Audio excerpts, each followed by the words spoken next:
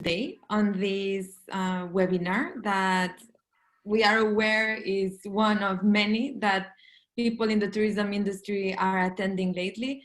So we really hope that we can make this an interactive and practical session for all of you. We have a very exciting agenda prepared for today. We will start with a short presentation of a case study that we have recently prepared with the support of some tour operators. We will then have a panel discussion with 3 fantastic tour operators that we will introduce in due course.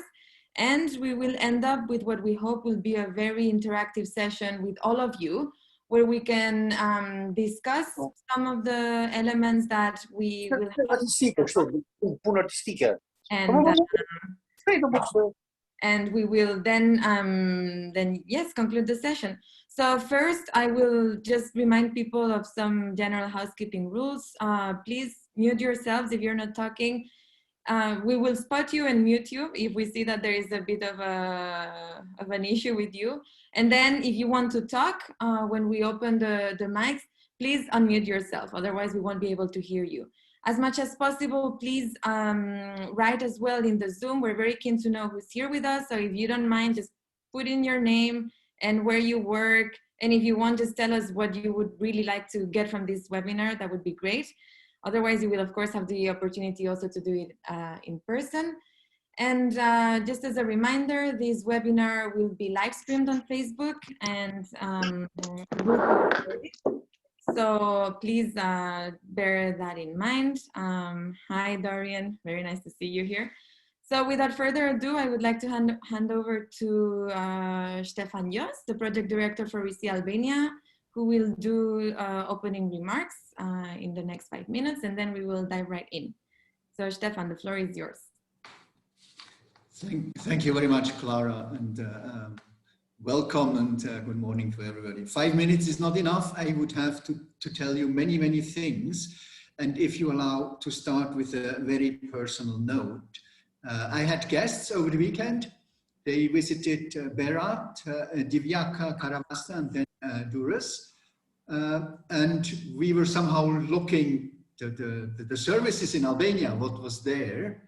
I can tell you, they were deeply impressed of hospitality, of cleanliness, of the freshness of food.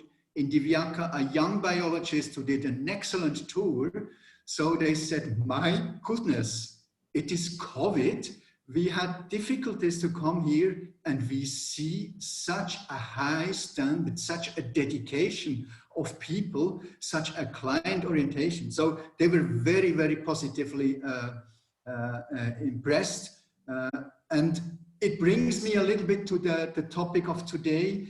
We sometimes feel a bit uncomfortable as a project that to speak with businesses who are going very, very dramatic moment. It is very difficult. We all know it. And yeah, sometimes we talk, or so it seems that we talk and eventually could act more or could act differently. From a project point of view, I can say that we have chosen tourism and that we have chosen it again. So we go now in one more phase of 3, eventually 4 or 5 years, and tourism will be a topic. And today we will see a little bit that the long haul, just to go over a certain period, often is very, very important. So we are committed to continue in tourism. We say today a little bit which type of tourism we understand. And coming back to the Karavasta, we very much think that the qualification of people is very, very, very important. So that even now during difficult times or so, that we keep focusing also on the qualification of people. Good. We have today a study. Principally, it shows a bit our work. Gavin Anderson, who knows Albania very well, who worked with us, who advised us already at after the phase 1 to the phase 2. Gavin, you might know, is also an entrepreneur. So if he is today sharing a bit insights from our work as Risi, he eventually also might disclose some practical tips or how he, with his company in Scotland, is dealing with the current situation. That's all from my side. So please, I hand over to Gavin, please.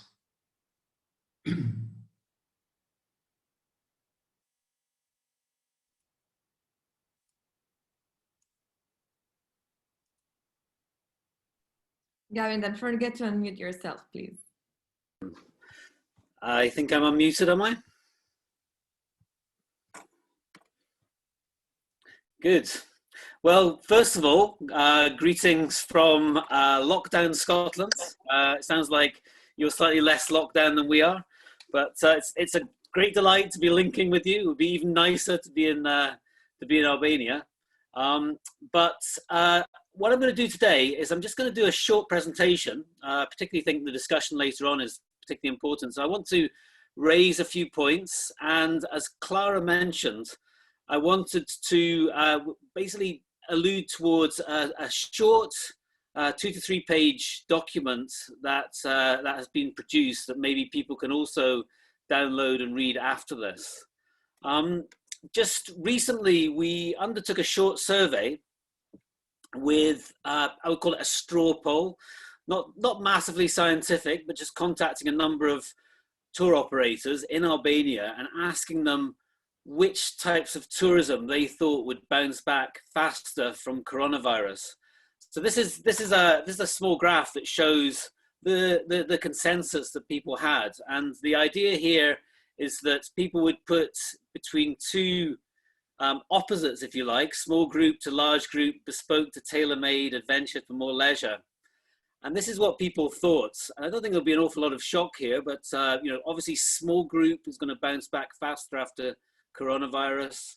Adventure travel is clearly going to, people feel, is going to bounce back faster as well.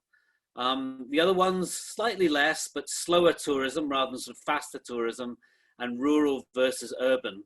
For probably quite obvious reasons. People were not so sure, thought pretty much would be the same between ecotourism and non-ecotourism, and also between bespoke and more tailor-made tours. Feeling a little bit maybe people would want more bespoke tours.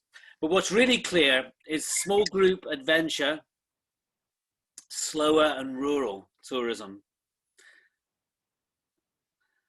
Now, there is an awful lot of talk in the international media about coronavirus being a chance to reshape tourism globally, but possibly in Albania as well. And I'm sure you've seen many of these sort of articles that sort of allude towards this. You know, coronavirus is a chance to reshape how we travel. Coronavirus is a chance, again, the same title, to reshape how we travel. There is, sitting in the UK, there's an awful lot of discussion about that.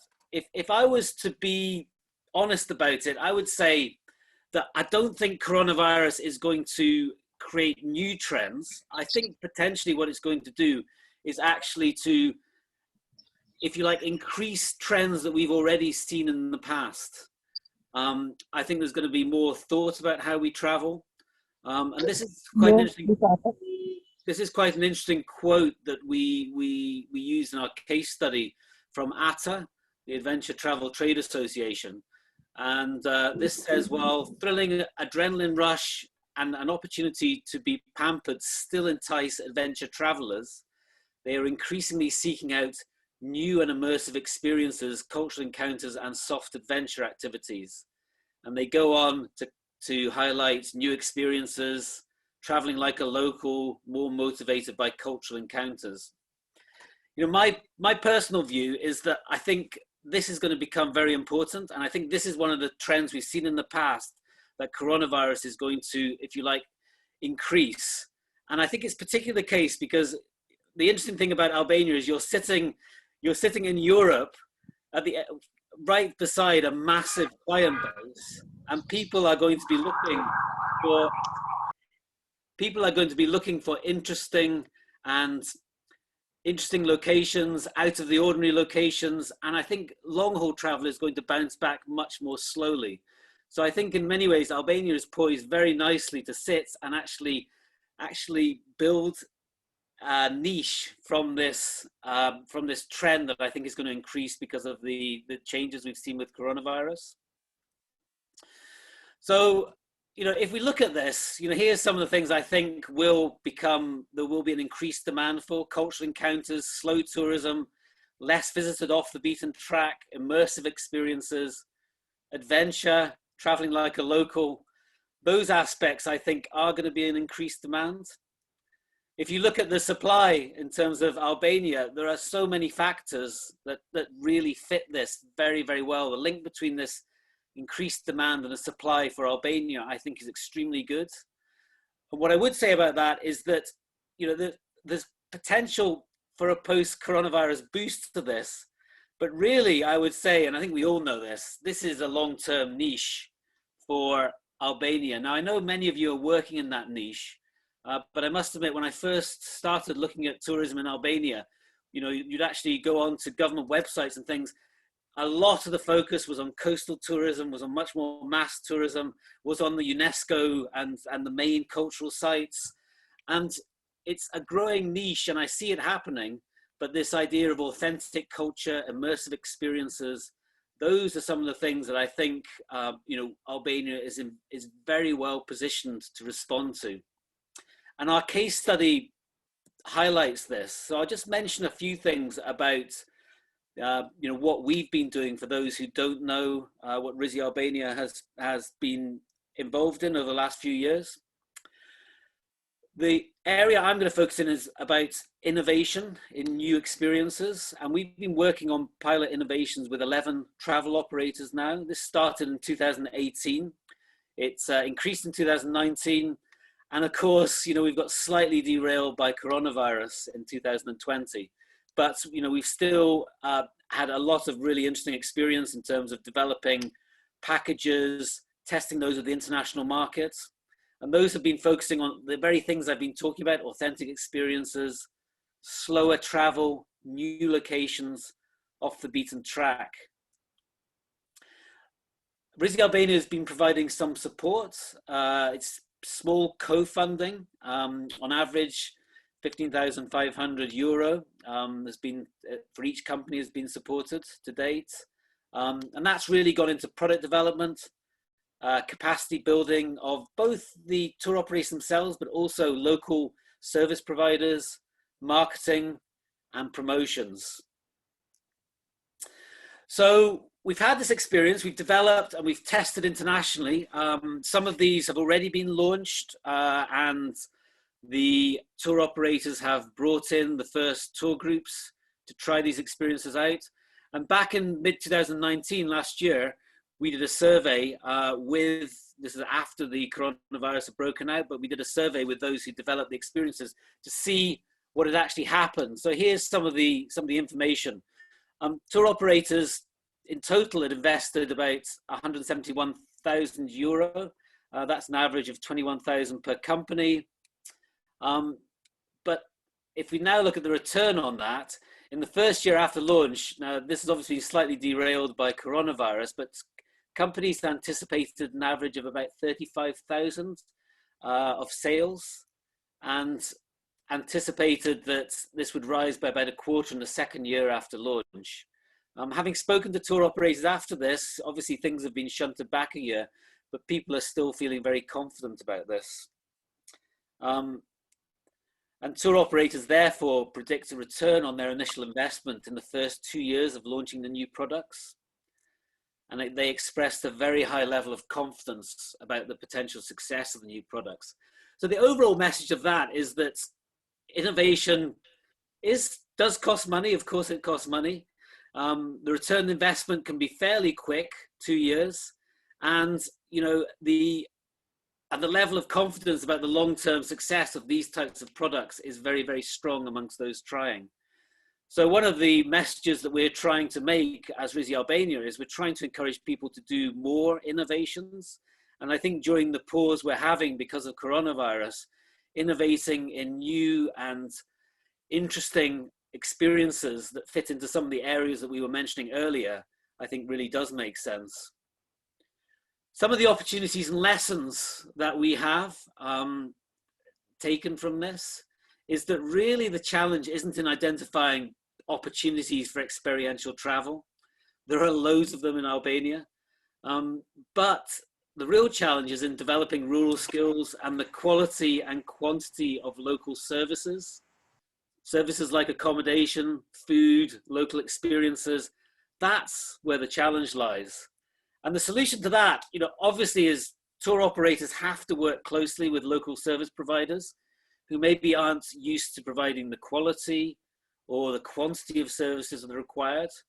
And as Stefan said, there's some great examples out there. This is really, even in the time that I've worked in Albania, I've seen huge changes in the way that quality of services are being provided. And I think that also now needs to extend out into some of the more rural areas where we can provide these really authentic experiences. And the thing I want to sort of finish on, and as an opportunity, is that what we've also seen is there is potential for leveraging grant funding. That's EU and Government of Albania grant funding to work with local service providers. There's potential for money to actually go to those local service providers to increase the number of beds they have, the quality of their accommodation, even the food and restaurants in particular. And one of the interesting things that we've seen is that there are companies who are working for those financial institutions who are really interested to hear from you guys, the tour operators, about local services, local service providers who you think could really do with having some financial support to increase their quality and quantity of their services. And what's even interesting about some of these companies is they're willing to offer a commission to tour operators to do that.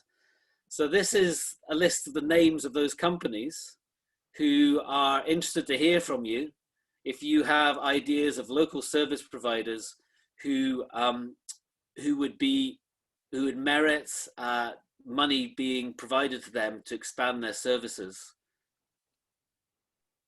Thank you very much, Gavin. That was great. And indeed, these are 5.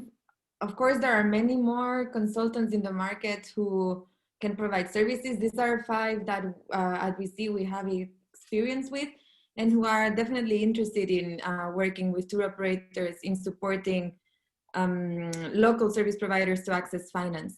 So thank you very much for that presentation. We're now going to move on to the panel discussion with our guest panelists.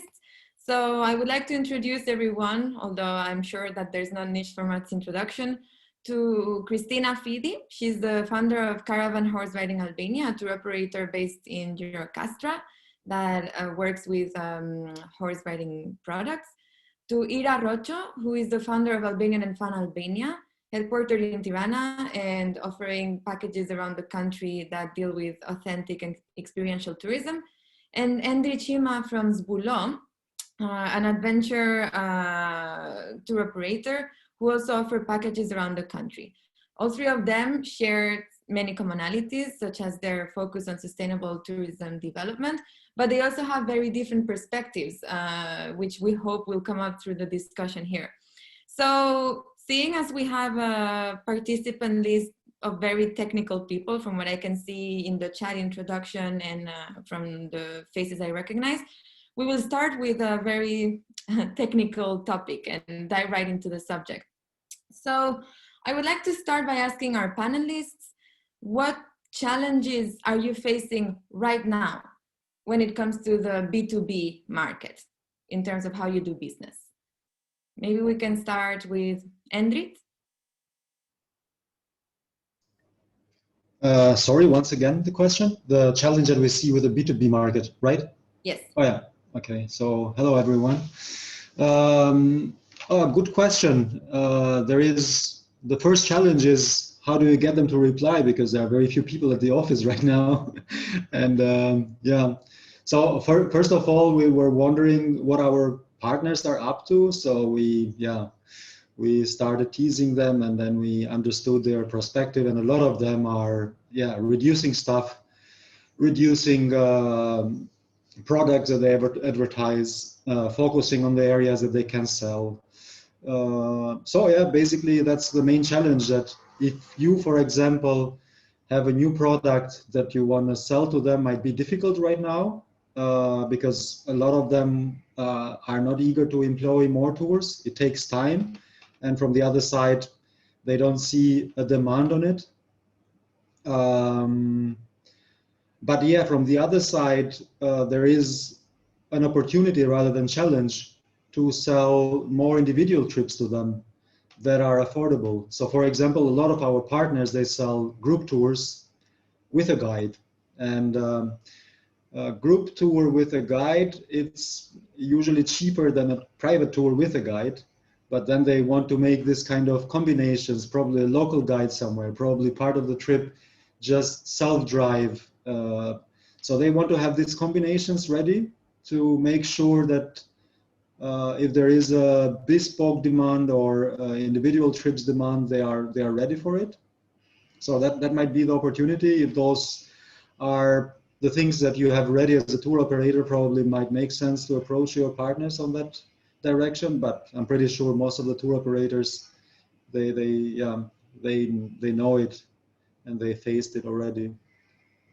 Does this resonate with your experience, Ira and Christina, in terms of how you're doing business with your partners abroad? Hello, good morning. It's nice to be here, also because of having the possibility to share contacts and opinions. We operate in the market, in the international market, years now, but as everyone knows, this is the hardest period we have ever had. Maybe no one was prepared to face this, but we had to face it.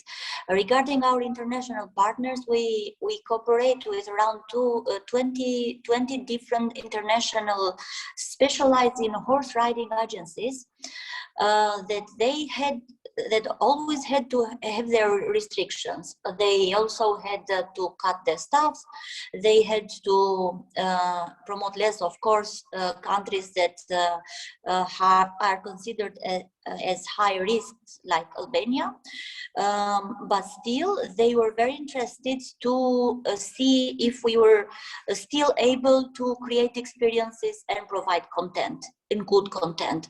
I see that we had a tourist shape communication, of course, but we had a better impact on this cooperation compared to other agencies, local agencies in regional countries that stopped providing content or kind of closed their businesses. We never thought on closing, completely closing, providing content every day on website and showing that we were doing our efforts to survive. We were being closer to our communities. So why not showing empathy?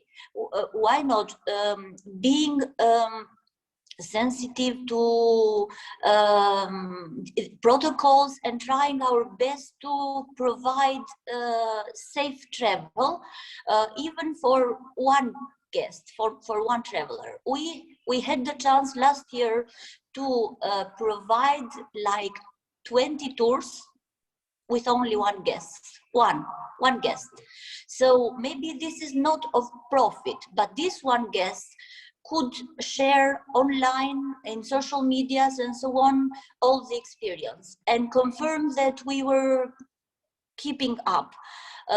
This had a positive impact on our partners, and so we are considering again this year going with small groups, not again with one person, but we are ready to organize travel for two guests, and we will do that, and maybe we will have more.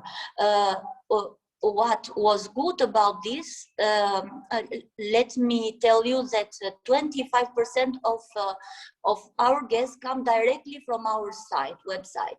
So they have to book in advance, so 20% of the trip pay for 20% of the trip, and they did it last year. So in case of cancellation, we had to refund them.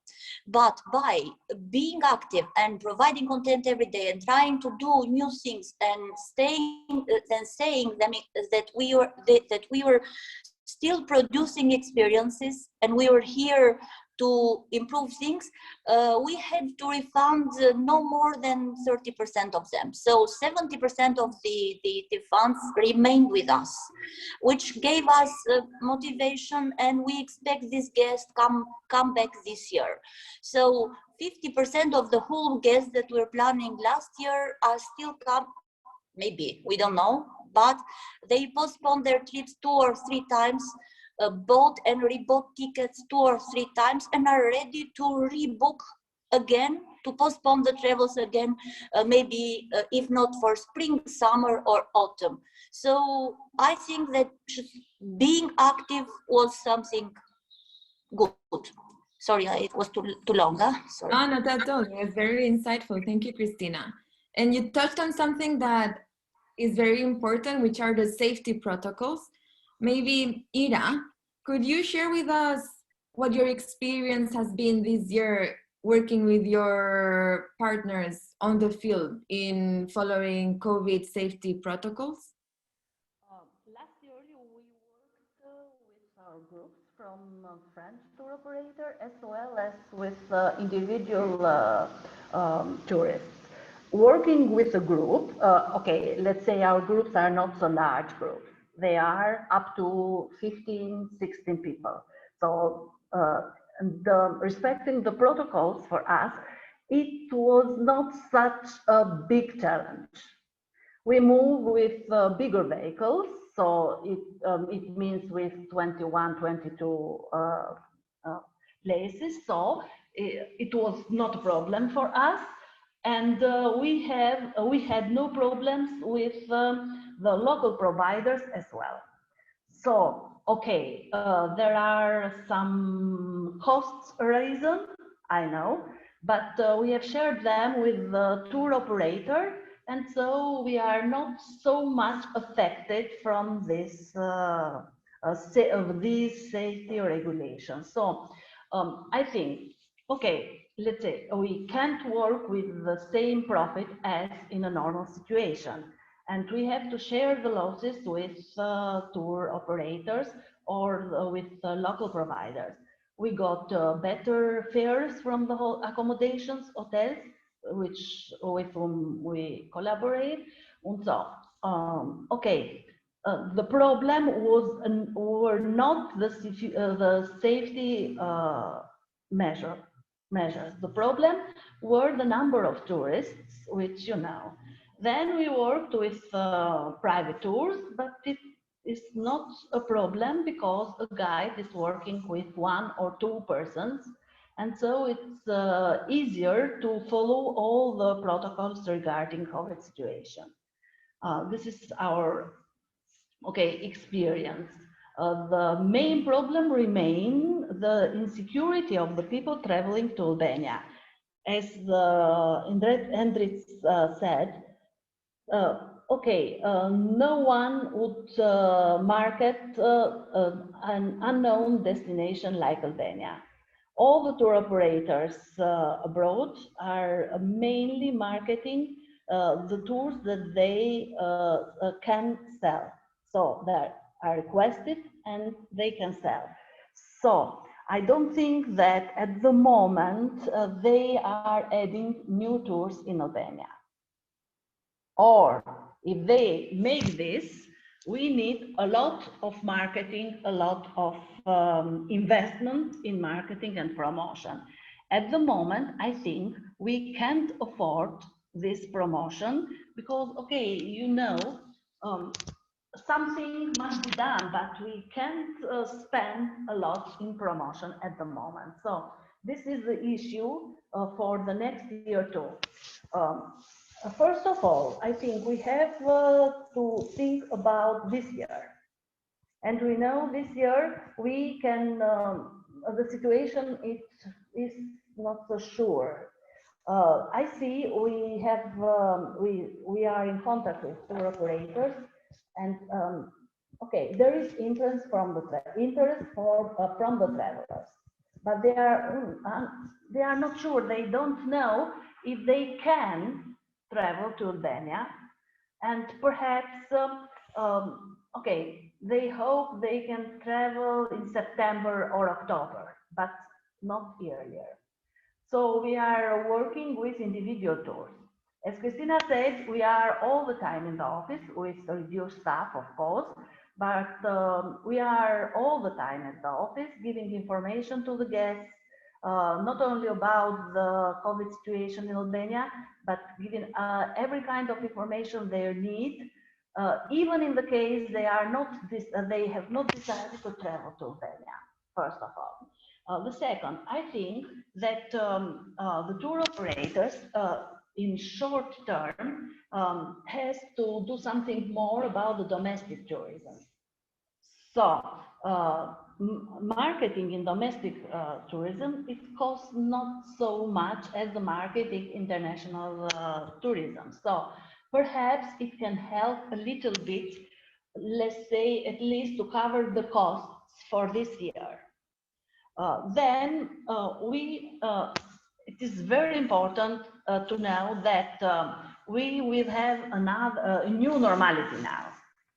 As Gavin said, the tourism market has changed.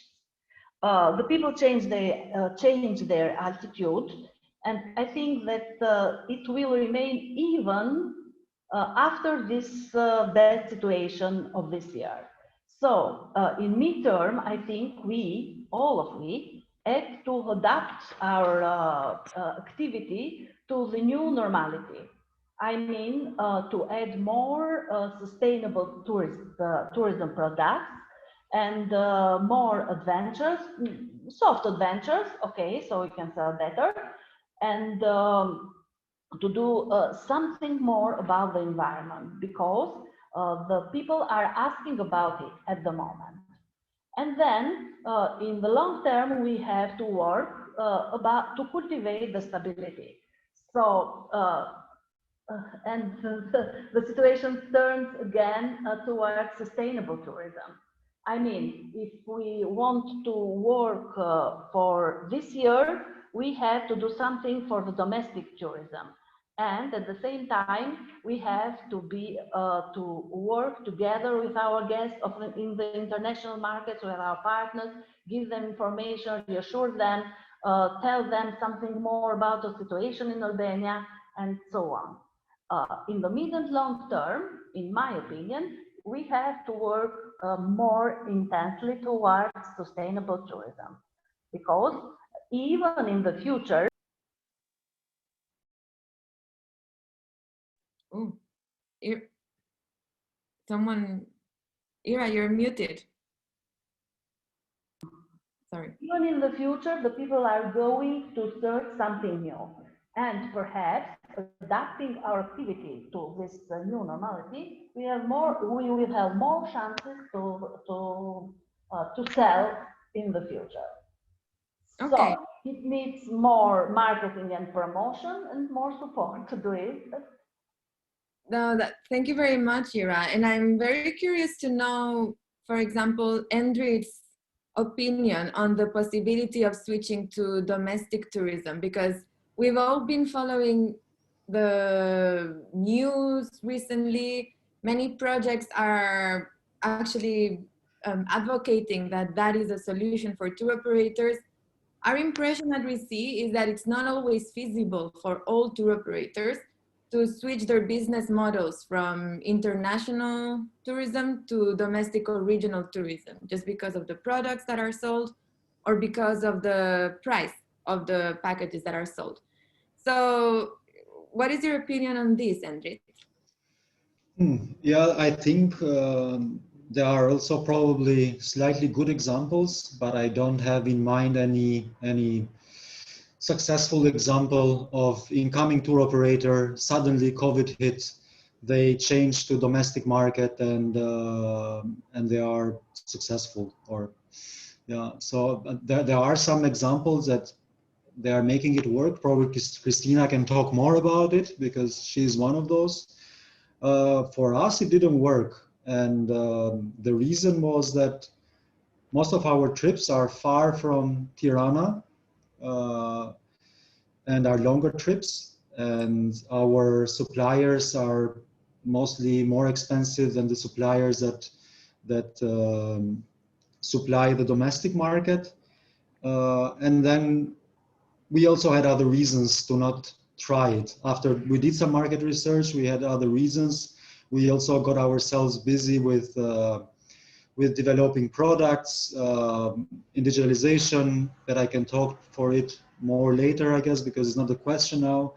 And then we also started giving more consultancy than before. So we were busy with other things. But yeah, basically, I don't think that for all operators is possible to switch. And as I said, I didn't see any great example to point to and say, you see, this is the XY company that made it work. I hear them only from politicians that we made great 60% of tourism, but yeah, not really live examples. What do you think, Christina? What has been the experience at Caravan with domestic tourism? There are two things to consider when answering this question. The short-term possibilities, and we had to deal with that because we had no other way. Otherwise, we had to fail. We have to maintain 43 horses and 10 people serving the whole agency. We could not fire anyone because then we could not provide the services. So our daily costs are super high. So we had to find ways. And the second thing to consider is the long-term changes that we are expecting in customer behaviors. In a way, we had to educate the domestic market, be part of these services. I don't think that we were 100% successful, but we were a little bit active and we were able to sell some products just to make so our company survive at the minimum survival. On the other side, I think that we are, as travel agencies, we are integral part of our communities, and we had to be also part of the COVID response. So if we were not going to give hope to local communities that this will continue, that we should invest in maybe cheaper things this year, maybe smaller experiences, maybe we needed to educate the domestic market, visit and know Albania, because they had no idea what Albania was. So we had a completely new market that we did not have the experience to face. Of course, it was full of challenges, and it is still full of challenges, but at least every weekend we are able to offer something. Every afternoon we are able to offer at least horse riding classes. We encourage people come and visit. So maybe this is not maximum income, this is minimum, this is really minimum income. But if we wouldn't be active, we would miss the online content. Would miss information for our international partners. So, and we had to close. And closing for us is not the same like a typical tour operator, because we are a tour operator based on a horse farm. So we had to. And we are trying to involve so many local people, even someone that can cook simply in its garden, even artisans, even everyone, and combine the rural experiences with the urban experiences, because people of the domestic market are not so used to outdoors. So it's completely new for them. We tried to face it with very simple product and then change and improve them in progress. So we are learning. And for sure, these customers, for now, only will make us survive. But in the future, it can be a market direction. We hope so. All right. So I have here some questions from participants that are also coming in.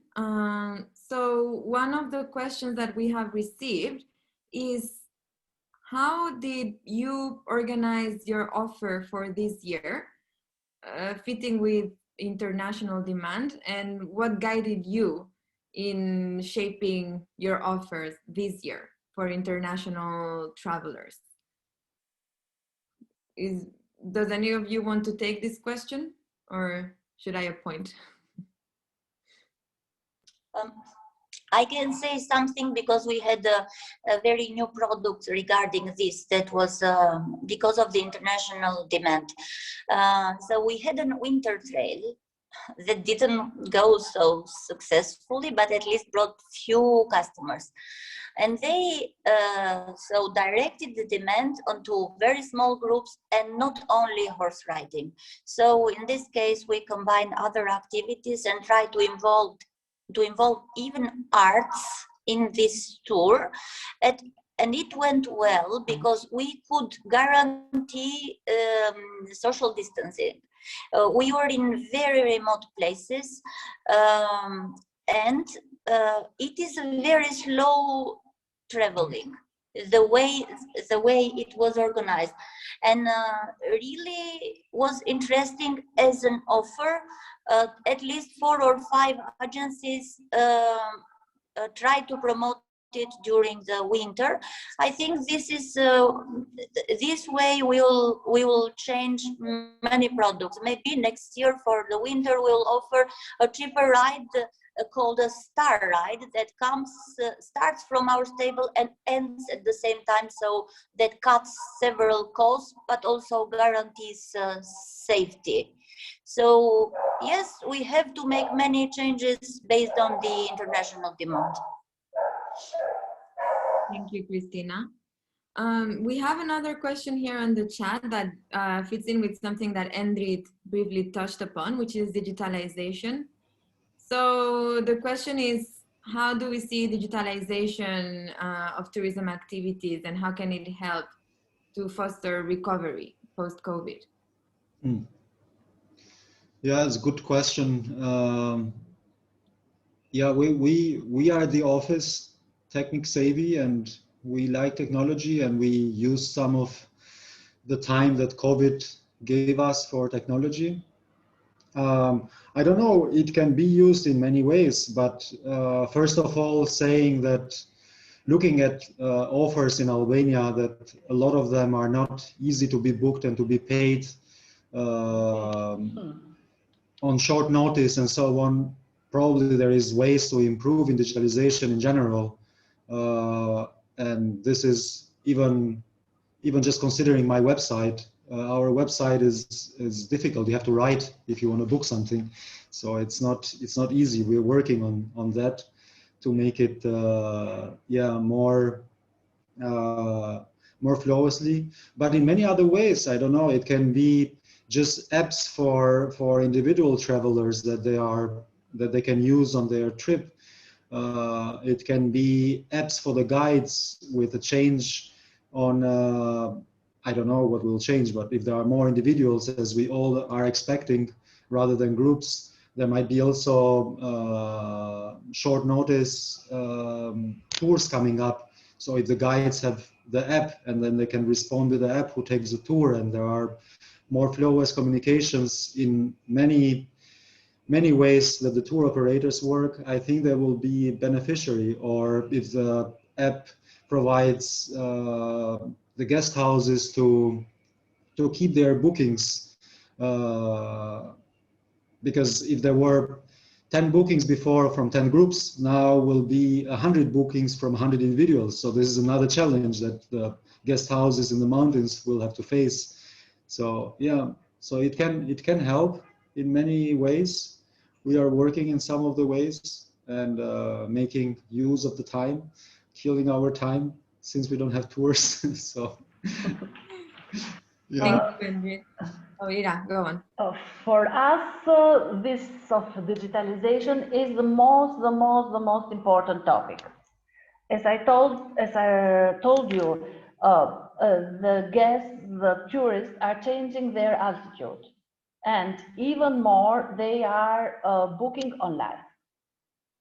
We have a web page where we can, where the guests can book online, but this all, the problem with Albania is not only booking but paying, and this I think will remain a problem in the future because there are so high bank commissions on payments that we are making some changes on our web page right now, but we are not sure how we are going to face this problem because there are so high bank fees. We can't say our clients pay with your credit card or bank account. And I know our tour cost, let's say, 800 euro, and they have to pay 50 euro in commissions, bank commissions.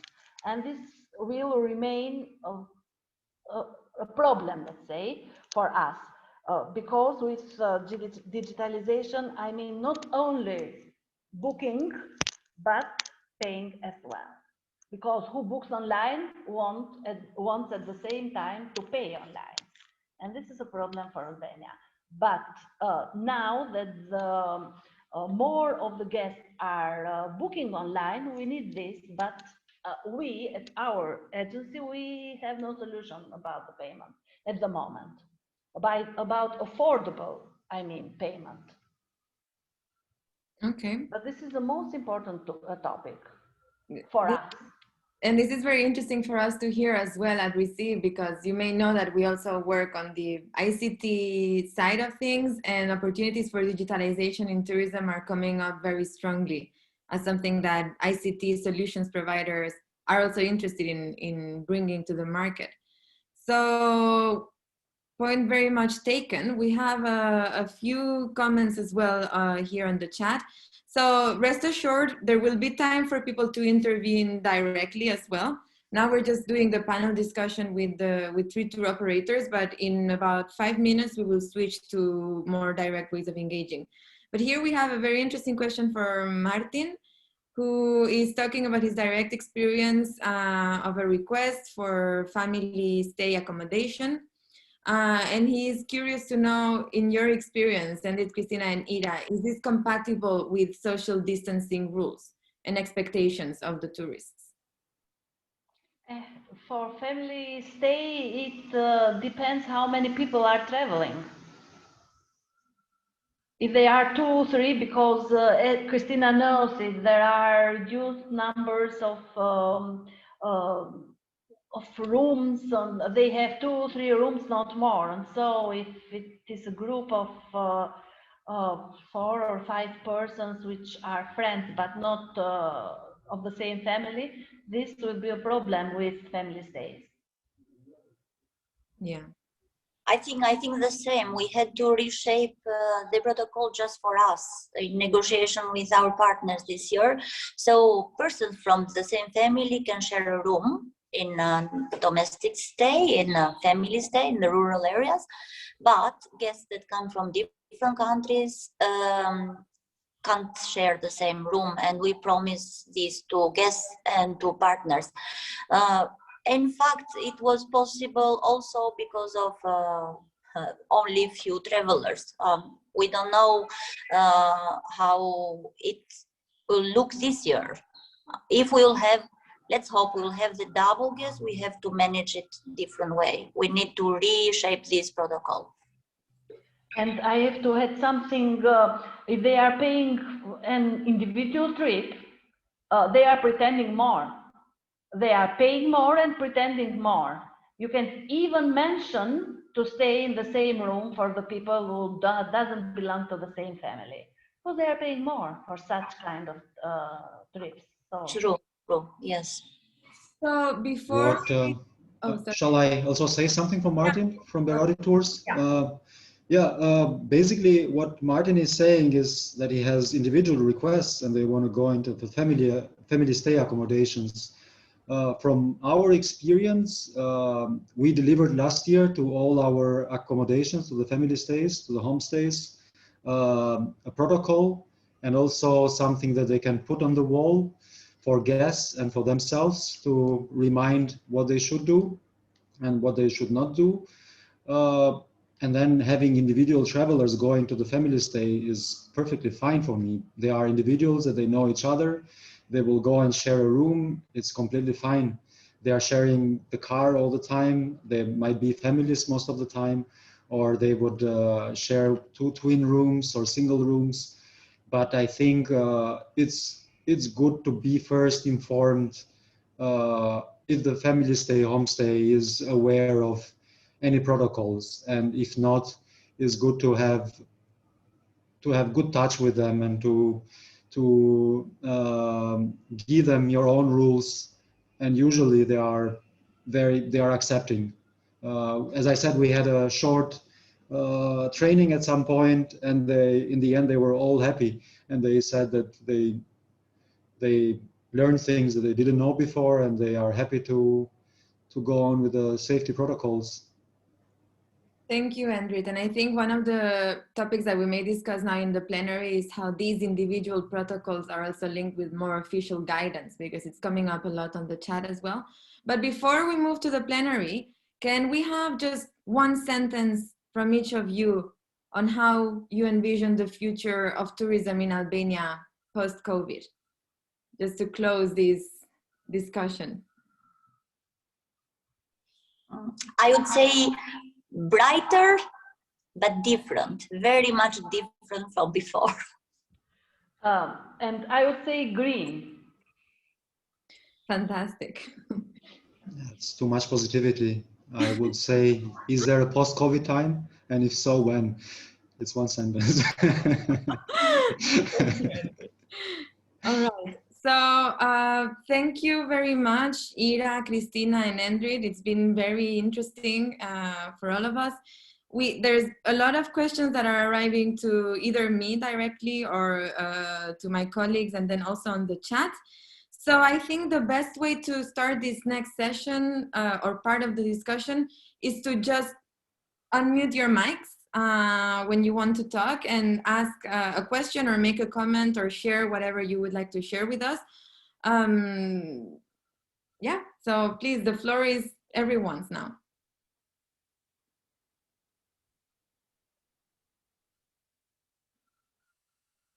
I know Gavin, oh, sorry, someone unmuted themselves. If not, I know Gavin wanted to also make a remark.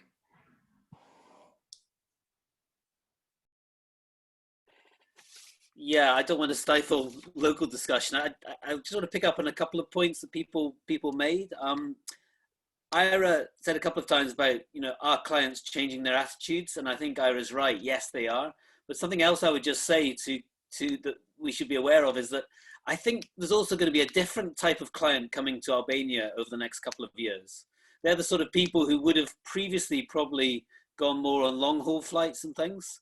So, you know, I think just watch that as well, because that might be, you know, you might be seeing a change of attitude, but part of that is also to do with a different type of client that's coming and how we cater for them. That was one point I wanted to make. And I also wanted to say, from my perspective, you know, sitting in the UK, I run two businesses, one that's more domestic, but the other one is an outgoing tour agency. And I've seen it, it's quite interesting to me because I've seen some trends that's also been reflected when I've linked up with other international tour operators.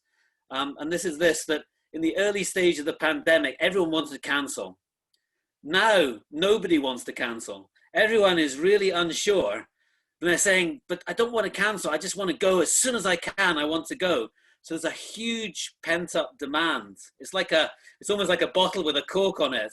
And I'm getting that sense also from the other agencies that they're saying that they've got a lot of people on their books who aren't actually saying which tour they want to go on. They're just saying, look, I want to travel as soon as I can. So I think, you know, the point that Andrit made about when will we be post-COVID is right. But when we do begin to get over this, I think there's a lot of demand. The other point I'd make is that COVID has been extremely unfair. Some people have suffered economically really badly. Others have actually saved a lot of money. And I'm getting this from people saying, I want to go on a tour of a lifetime. I've been locked down so long. I want to do something really interesting. And they're almost saying, they don't say it in so many words, but you're sensing that money isn't the object. So they're actually willing to spend a bit more, go for a bit longer, because they've actually saved money and they're so anxious to travel. And the last thing I wanted to say is I really do agree that the environmental side of this is something that's both COVID related, but you know, the climate crisis is really in people's minds. So that's something that we have to respond to very, very directly. Thanks. Thank you, Gavin.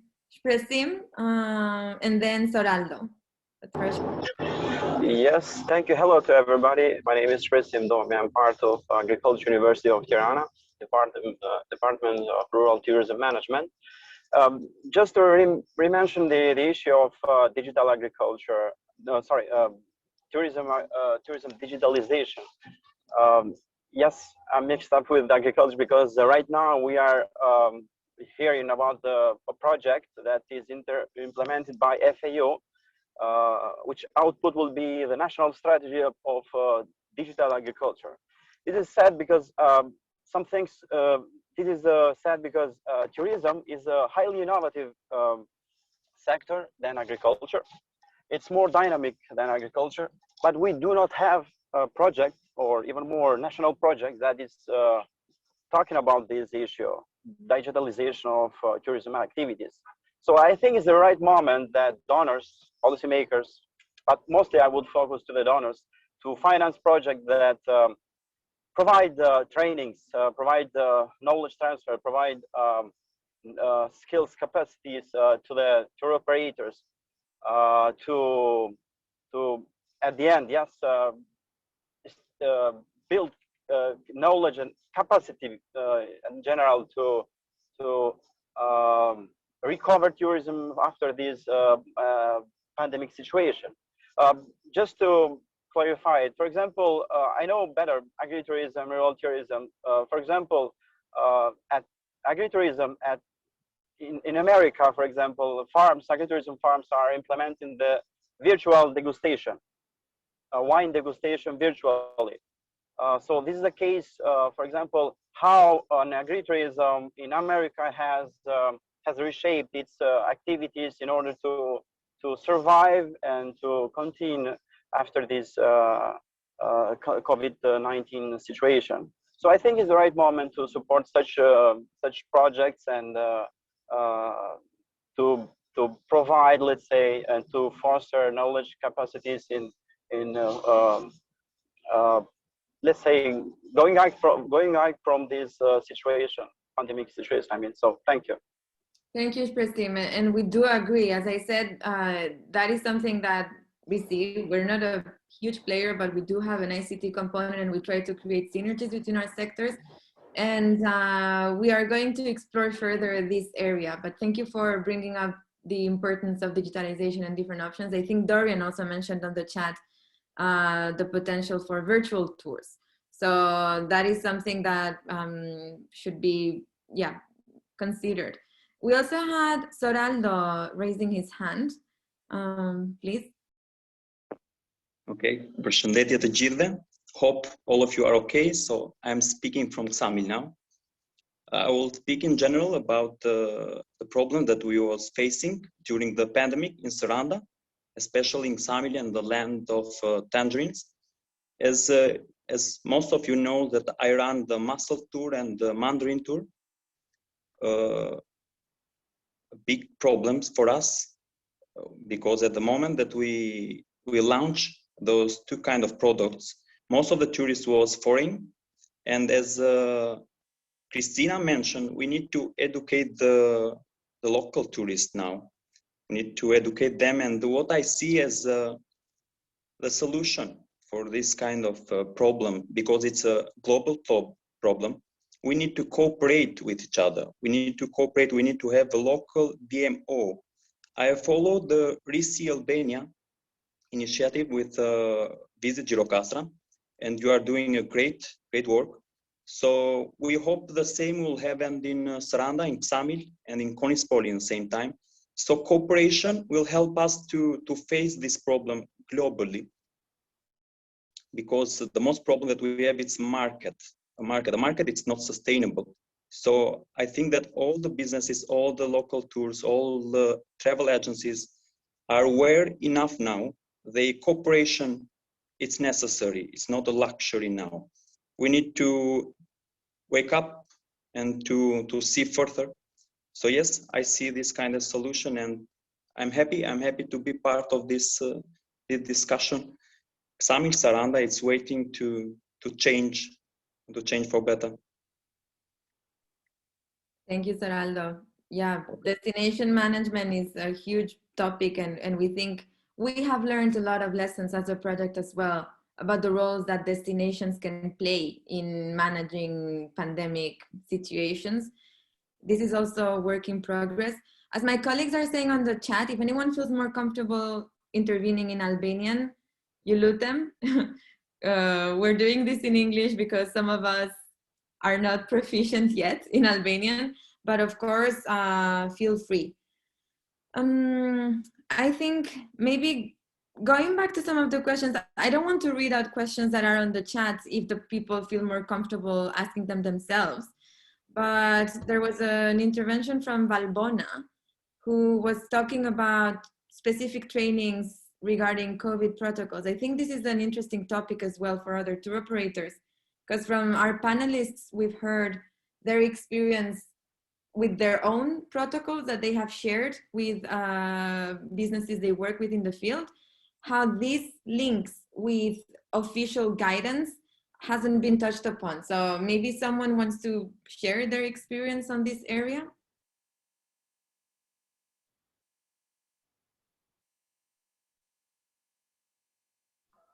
Even if it's not one of the, go on. I could say that in fact adopting the protocols to the situation was really very challenging. In the beginning, we were thinking only on social distancing, and we put as part of the protocol also accepting only guests that would provide us with a negative test. We did that at the beginning. Later on, it was not enough because was the risk that they be infected here. Later on, we had to change into accepting guests that already had COVID. This was something completely confusing, and then adopting the list, changing the list all the time with things that no one was able really to shape was really frustrating. Anyway, we provided trainings for our hosts with the support of Risi Albania, and that was very good into reconsidering even how to clean, even how to serve food, even how to use the outdoor environment. So we had wonderful gardens that have never been used to eat. So people made part of the COVID measures, also considering doing very small investments into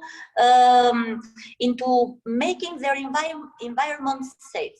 So all these new things were shared with customers and partners, and this makes a customer feel safer, even if you do a small effort. And if this effort is a chain of efforts, so that follows you day by day, it's a good thing to do, I think. We can't take the standard protocol and only let's say obey to that. We need to adopt the protocol to our needs, to our environment, to our tours, to our everything. Ira, you have something to add to that? Yes, okay. The protocols are very important. We have to respect them. But for me, at the moment, this is not the most important topic. The people are used with the protocols, we are controlling them, and everyone who works in incoming tourism knows that we control not only these protocols. For us, this is not the main problem. We control everything. We control the beds, we control the table, we control everything the people eat. So this is not at the moment the main topic for us. At the moment, the main topic is to find new clients, to shift our activity towards another kind of tourism, to add new products, and then to have the possibility to market our product. And for me, for example, I read what Soraldo wrote in chat. Virtual tours are very important to market our products. I'm waiting to see the videos of Albanian trip because they, I think, are making a very good job, and I'm waiting to see them. But for me, this is very, very important because we need to market something. We cannot go there, meet people and say, we offer you a very good product. Albania is so and so and so is a beautiful place and so on, but they want to see the product. And the virtual tours are very, very important for this. And we can make this. And we have, in my opinion, I agree again with Soraldo, we have to prepare new products. And there is needed a collaboration between different tour operators. Perhaps I am too optimistic because we compete with each other, but I think we can't compete anymore with prices. We have to compete with products. And in the future, we have to do this, to work together, to bring into market new products. There are enough clients for all of us. We have seen this in 1 year before. So the problem is that we are competing with lower and lower and lower prices, but this will be a problem in the new situation we are facing in the coming years. So for me, this is very, very important. Thank you very much, Ira.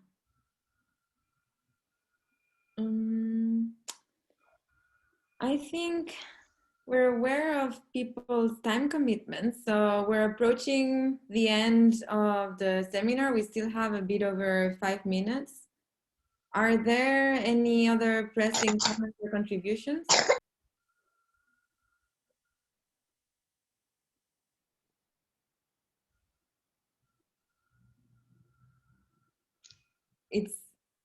Elton, please go ahead. Clara, can I say something?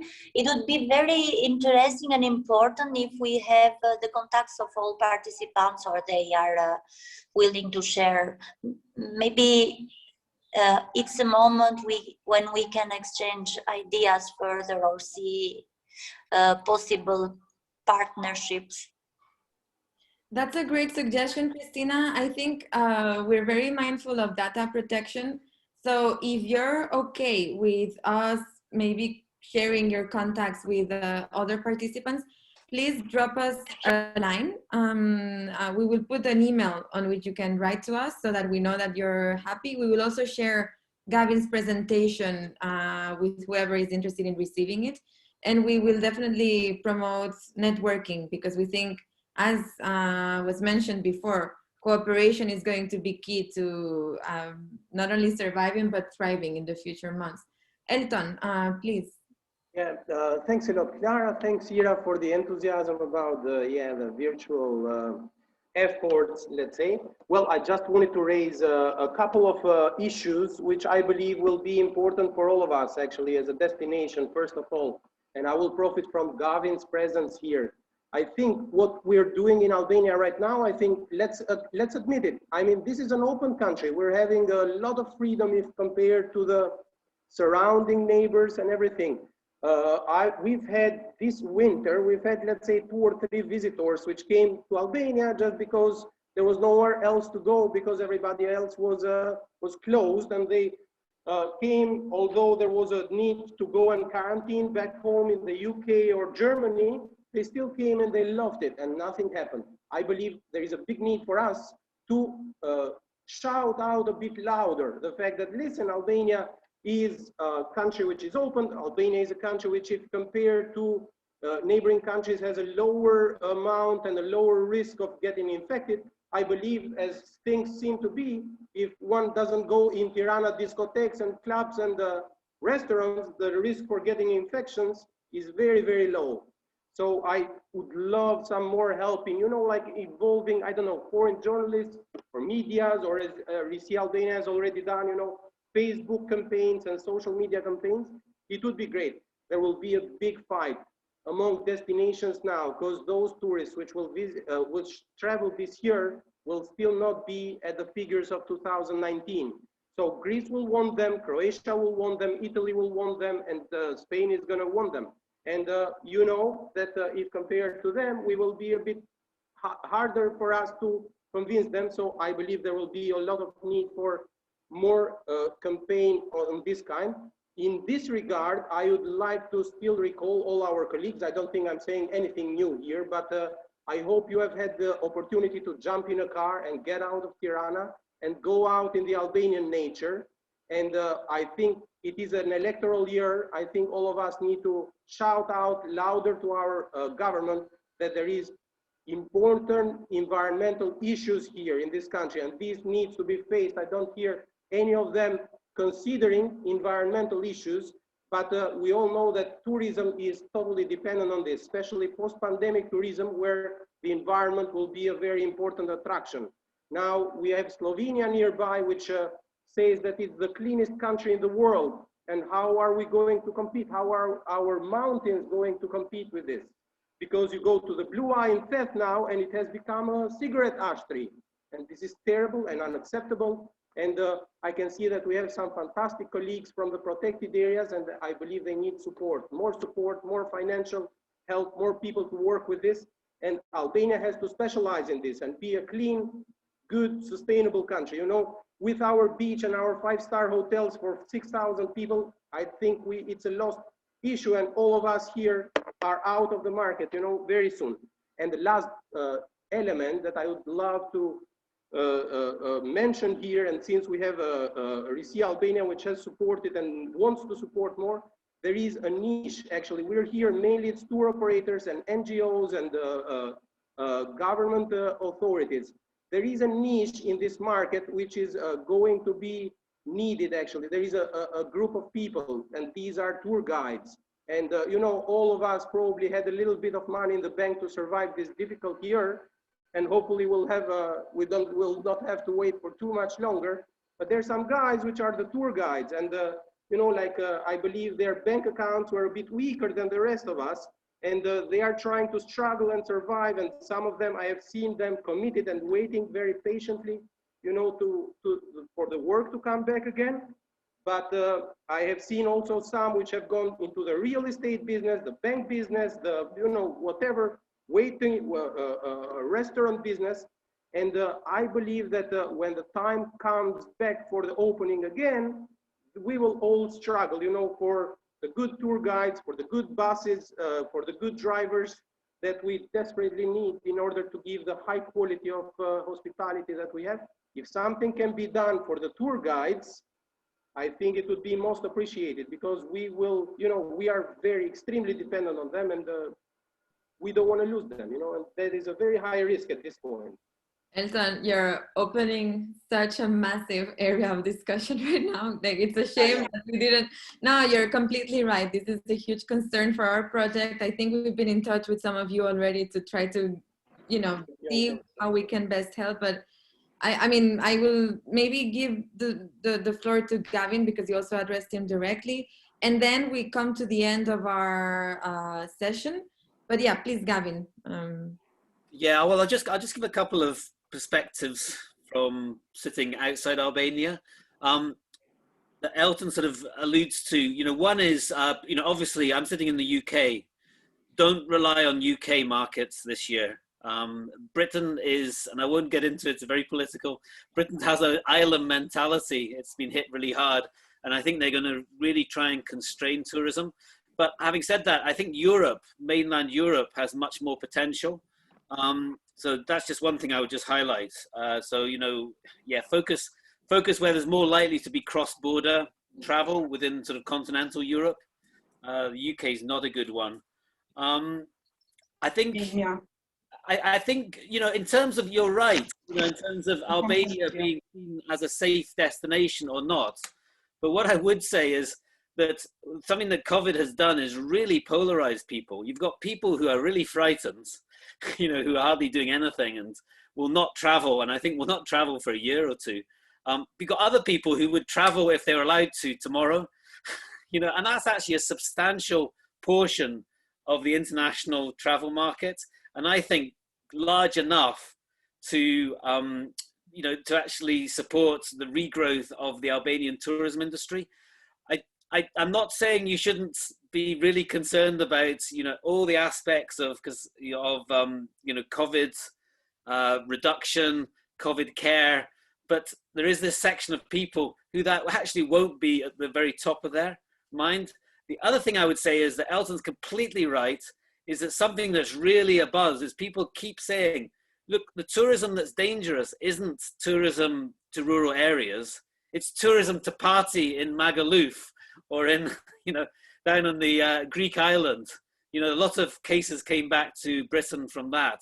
So, you know, people are really differentiating their mind about where the danger lies, and rural tourism is perceived, I think, and I think this is many countries, as much less dangerous, and that's why I think rural tourism will bounce back faster. What I'll say. Thank you just to say thank you very much. Really enjoyed the session. Thank you. Me too. And I know everyone has so many Zoom meetings. Like I would gladly stay for a bit longer, but I don't want to put people off from joining us in the future. So we're going to close the discussion now.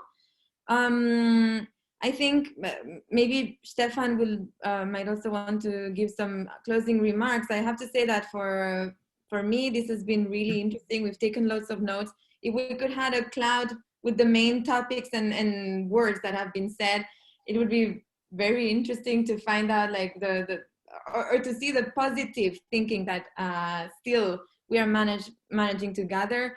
We've used words such as bright, different, green, uncertain, education, cooperation.